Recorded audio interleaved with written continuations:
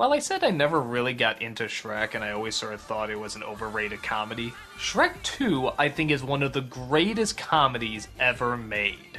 Its attention to detail, its speed, its jokes, its puns, its visuals, its characters, its pacing, its timing. This is a comedic marvel. I could watch this movie a million times and never get tired of it.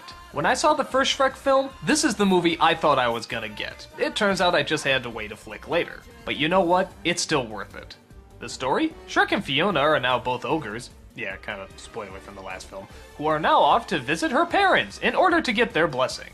The parents are of course shocked that Fiona is now and permanently an ogre, and that, on top of that, she married an ogre. The king especially is not pleased with this, so he hires a hitman to go after him. Or a hit cat. By the name of Puss in Boots, voiced by Antonio Banderas. This character is so popular and so funny he would eventually get his own movie spin-off. We also find out there's a subplot going on with an evil fairy godmother, and a prince named Prince Charming, who want to seize control by having Fiona marry him instead of Shrek. But Shrek just wants to make his bride happy and decides to take a potion to turn him human, thinking it will not only get the blessing of her parents, but also her love in return. Okay, here's a perfect example of why I love this movie. When at their house, Shrek looks outside and sees a bunch of guards waiting.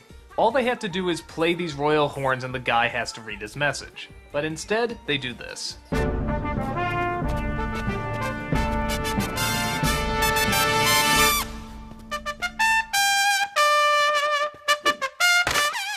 Enough, Reggie. Just that one little tidbit. This movie is full of great moments like that. Tons of little touches here and there. Every second is trying to throw a joke at you, and the majority of them hit bullseyes. These are well thought out and well put together. But to make it even better, the characters are really likable. I actually think the romance between Shrek and Fiona is very legitimate. I like the resolution they have at the end. I like how far he's willing to go. I like the fact that through half of the movie he doesn't look like his normal self. That's kind of a risky move. Donkey is funny. Yeah, I actually found Eddie Murphy hilarious in this, cause, I don't know, they gave him funny things to say.